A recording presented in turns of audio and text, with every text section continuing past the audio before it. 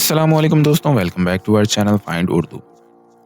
Indigo Indigo کا مطلب ہے نیلی شفق کا رنگ، گہرا نیلا۔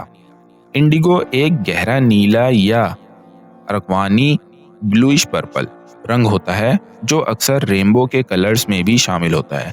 یہ رنگ نیچر، فیبرکس اور ڈائز میں بہت مشہور ہے۔ انڈیگو کو ٹریڈیشنل اور کلچرل ڈیزائنز میں بھی بہت یوز کیا جاتا ہے۔ She wore a beautiful indigo dress at the party. اس نے پارٹی میں ایک خوبصورت گہری نیلی ڈریس پہنی۔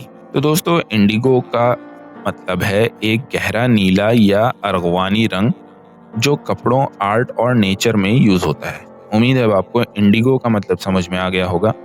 ملتے ہیں نیکسٹ ویڈیو میں، شکریہ۔